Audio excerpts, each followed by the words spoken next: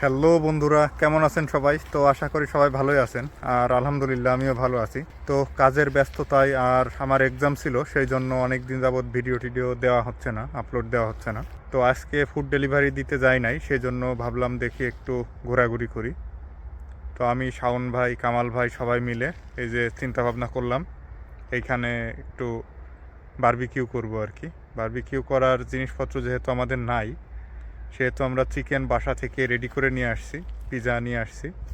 এই যে আমার এই ফুড ডেলিভারি ব্যাগটাই করে নিয়ে আসছি। তো এইখানেই বসে আজকে খাওয়া দাওয়া করব। এই যে এই পাশে এরকম নদী, ভিউটা দেখেন। এখানে বসে একটু আমরা সময় কাটাবো। আর এই যে চারপাশের পরিবেশ, এইটা হাঁটা বা দৌড়ানোর রাস্তা। দুইটা লেন, একটা দিয়ে সাইকেল যাওয়া আসা করে আর একটা মানুষের জন্য হাঁটা চলার জন্য।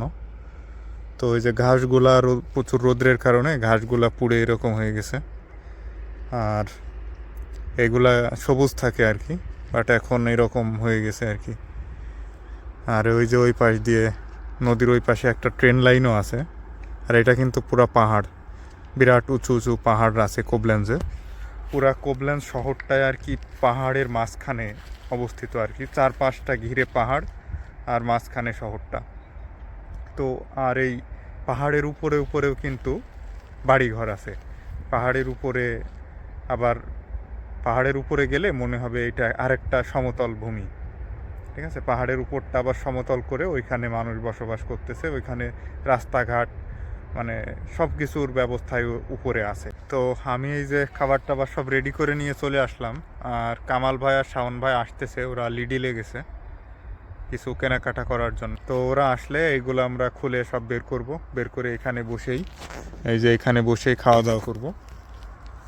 তো দেখতে থাকেন, আর কি কি রান্না করে নিয়ে আসছি সেটাও দেখাবো আপনাদের। তো তাহলে ওদের জন্য অপেক্ষা করতেছি, ওরা আসলে তারপর শুরু করব।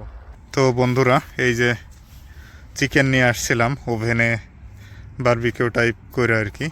আর এই যে কামাল ভাই পিৎজা ডোনেট করছে। আর এই যে আবার ব্রেড নিয়ে আসা হয়েছে, কোক আছে, পানি আছে।